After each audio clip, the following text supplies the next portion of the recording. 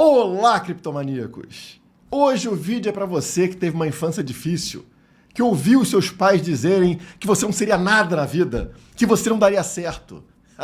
Os tempos mudaram, hein? Parece que o jogo virou. Ligue hoje para sua mãe, para o seu pai e diga o seguinte: mãe, eu venci na vida.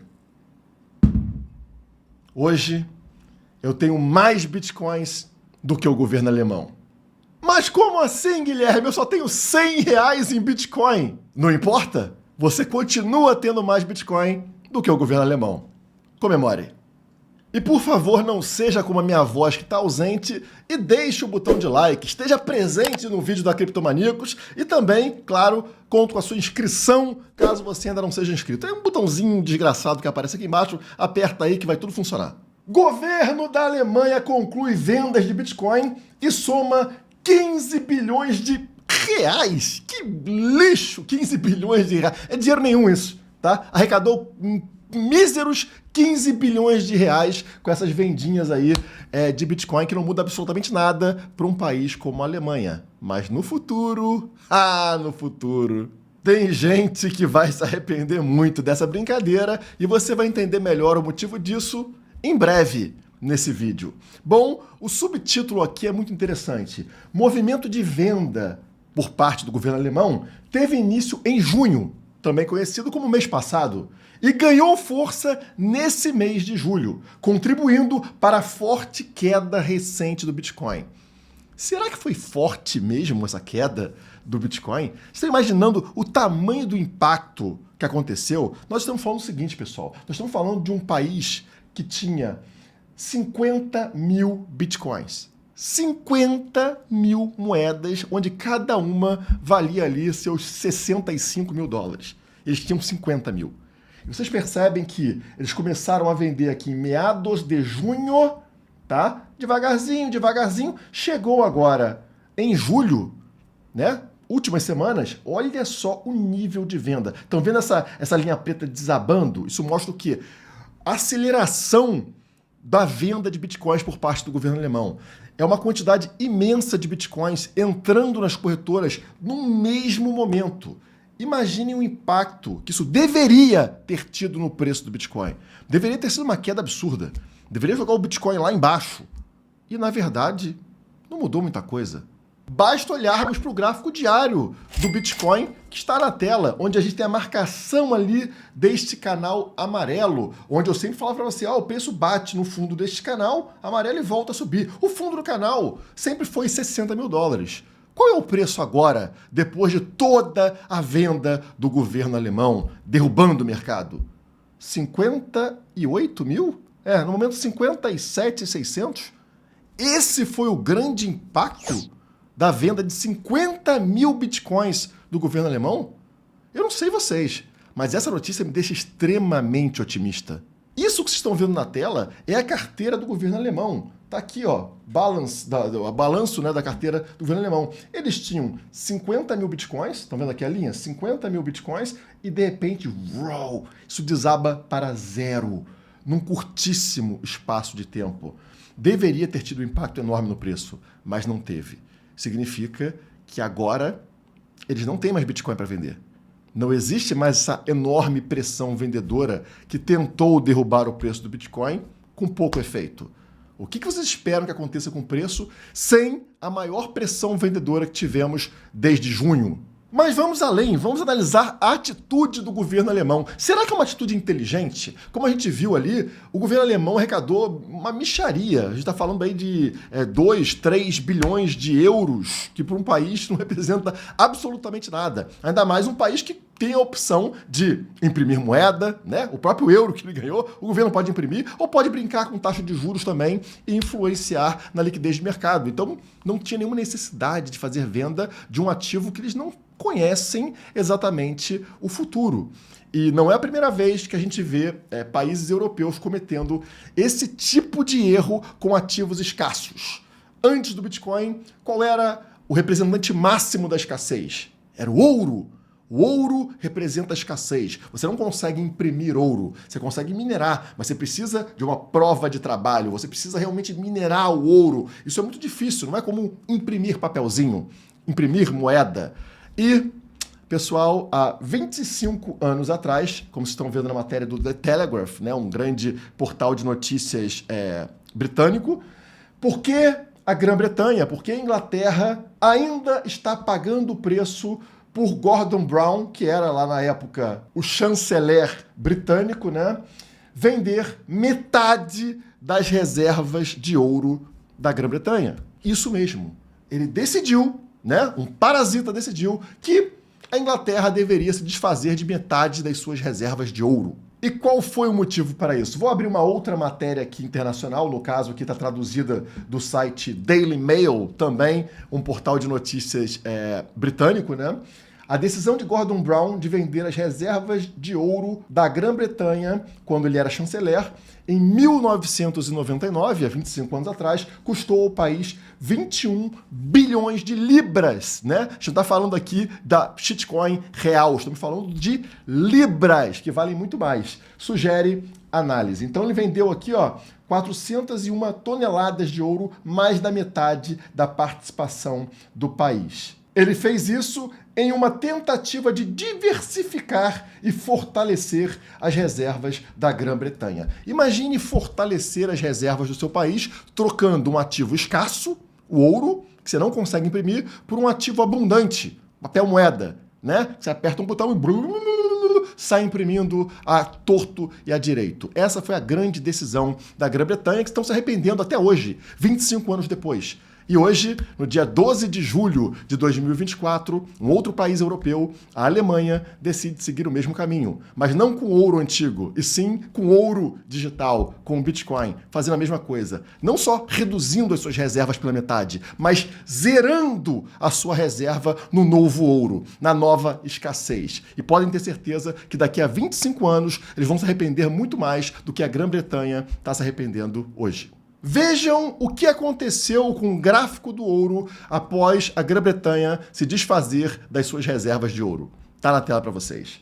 Exatamente neste momento que vocês estão vendo aqui, ó, olha só essa queda gerada pela grande venda por parte da Grã-Bretanha. Estão vendo aqui? Dentro deste quadrado? Olha lá, UK, né, United Kingdom, Grã-Bretanha vende mais da metade do seu ouro entre 99, né, e 2002. Quando custava $275 por onça. Então, estão vendo o preço aqui embaixo, né? Eles derrubaram o mercado, mas na sequência, exatamente na sequência disso, o ouro subiu 600%. Teve uma bull run de 600%. E hoje ele já vale mais de $2.400 por onça. Eles venderam a $250. Hoje, 2.400 por onça. Isso que dá você confiar o seu futuro, o seu destino, na mão de parasitas incompetentes e burros que acham que o papelzinho que eles imprimem é o que mais tem valor no mundo. E falando em ouro, existe uma coincidência muito engraçada sobre o momento gráfico onde a Alemanha está vendendo seus bitcoins. Notem aí na tela uma comparação lado a lado do gráfico diário do Bitcoin com o gráfico semanal do ouro. Vamos lembrar que o ouro tem muito mais tempo, né, de mercado, então a gente tem que afastar um pouco mais o gráfico do ouro. Então é o gráfico diário do Bitcoin na esquerda, com a linha branca tracejada sendo a média de 200 dias, né, o EMA 200, e na direita nós temos o gráfico semanal do ouro, onde a mesma linha branca está aqui, né, o EMA 200 no caso do gráfico semanal do ouro. Vocês percebem que lá em 2022, o ouro ele fez uma queda abaixo do EMA 200, como estão vendo aqui marcado na cor verde. A mesma coisa aconteceu agora com o Bitcoin no gráfico diário. Ele foi para baixo do EMA 200, exatamente com a venda por parte do governo alemão. Mas notem o que acontece lá no gráfico do ouro após esse mergulho para baixo de uma média tão importante. Sim, o ouro disparou absurdamente, saindo dessa região que vocês estão vendo aqui, né, de $1.600 e disparando até os $2.400 na sequência.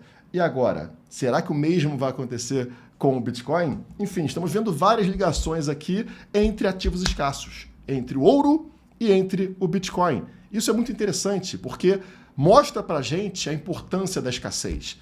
Podem existir volatilidades no curto prazo, mas no longo prazo isso pouco importa. Os fundamentos se mantêm. O lixo vai continuar sendo impresso indefinidamente. Nada pode parar isso, porque não é escasso. Enquanto, do outro lado, não há nada que você possa fazer para aumentar a quantidade de Bitcoin, que é limitada em 21 milhões de unidades e sempre será. No máximo, 0,26% de toda a população mundial pode ter um Bitcoin inteiro. 0,26%. Isso é muito, muito, muito, muito escasso. Muito pouca gente realmente pode ter acesso a um Bitcoin inteiro. Nesse gráfico, vocês têm uma noção do que é isso, né? Nós estamos falando aqui de cada pessoa desse gráfico representa 10 milhões de pessoas, tá? Neste gráfico aqui. Ou seja, nós temos uma população global de 8 bilhões e 100 milhões de pessoas, como vocês estão vendo aqui. E como cada pessoa desse gráfico representa 10 milhões de pessoas e o Bitcoin tem somente 21 milhões de unidades, ou seja, duas pessoas desse gráfico representam aqui toda a oferta de Bitcoin. Somente duas pessoas de todas essas pessoas que aparecem nesse mapa poderiam ter um Bitcoin inteiro. Significa que lá no futuro ninguém vai ter um Bitcoin inteiro. Vai ser algo realmente muito, muito, muito difícil. Hoje já é muito difícil, né? Na época que eu comecei era fácil ter um Bitcoin inteiro. Lá em 2017 era tranquilo. Qualquer um poderia ter um Bitcoin inteiro. Hoje você precisa ter um dinheiro razoável. Eu diria que está muito longe da média dos brasileiros poder realmente comprar um Bitcoin inteiro. É absurdo a gente pensar que estão trocando um ativo escasso como esse que eu acabei de mostrar para vocês, o Bitcoin, por dívida, por papelzinho impresso. Este gráfico aqui mostra a dívida global. Tá? Então, cada país aqui tem uma dívida gigantesca. O maior deles aqui, como você vê, é dos Estados Unidos, com 34% de toda a dívida global. Mas o importante desse gráfico está escrito nas letrinhas aqui, ó, pequenininha. De 2019 para cá, a dívida global subiu em 40%. Somente de 2019 para cá. Aumentou 40% a dívida global. Imagine, então, você trocar um ativo que tem somente 21 milhões de unidades e que nunca vai subir por outro que está subindo 40% em 5 anos. E a tragédia disso é que alguém tem que pagar por essa dívida. E você acha que é quem que vai pagar essa dívida? Os políticos? Quem tem o poder e tem a caneta na mão? Ou eles vão dar uma canetada e passar isso para você? É exatamente o que acontece. Eles passam cada vez mais a dívida para você. Pode ser o Taxade, pode ser qualquer outro parasita. Eles vão dar um jeitinho de passar cada vez a conta mais e mais para quem usa a moeda do bandido. Notícias como essa se tornam cada vez mais comuns. Reforma tributária. Imposto sobre compra e venda de imóveis pode chegar a 25%. Você pode perder 1/4 do seu patrimônio somente por vendê-lo. Você vende, é um patrimônio que você demorou a vida inteira para comprar uma casa e o Taxade e o governo vai ficar com 1/4 desse imóvel. Como se fosse um dependente seu, fosse um filho seu, você dá uma herança para o governo ao vender um imóvel. Isso é completo absurdo. E a matéria, olha só o que a matéria fala. Para especialistas, a proposta tem um caráter educativo. Sim, é bem educativo. Não existe propriedade privada que não seja o Bitcoin. O Bitcoin é a única propriedade privada existente atualmente. E trocar Bitcoin por qualquer outra coisa, até mesmo imóveis, vai te fazer perder muito patrimônio. Não faça como a Alemanha. Seja inteligente. Invista no que é escasso e naquilo que você tem controle. Não passe a sua vida, o seu destino, para a mão de incompetentes, para a mão de políticos, para a mão de parasitas que querem justamente te roubar. Porque na primeira crise é justamente isso que eles vão fazer. Passar a conta para você pagar. E talvez essa enorme venda por parte do governo alemão tenha sido justamente na intenção de prejudicar o Bitcoin, para que você, como sempre, olhando para o curto prazo, se assuste. Largue aquilo que é escasso e migre de novo para a moedinha do parasita. Olhar para o euro, olhar para o dólar. E aí você acaba largando aquilo que justamente te protegeria do parasita. Então, não ligue para o curto prazo. O curto prazo não serve de nada. Foque no longo prazo. Quando eu olho um gráfico como esse, o gráfico semanal, que queda é essa que vocês estão falando? É isso que está assustando vocês? Eu não vejo queda nenhuma nesse gráfico. Eu vejo correções ao longo de uma alta. de 2023 para cá, a gente continua num movimento de alta contínuo, sempre acima desta linha verde, desse indicador verde do Super Trend, que sempre serve como base para as quedas e novamente não foi rompido.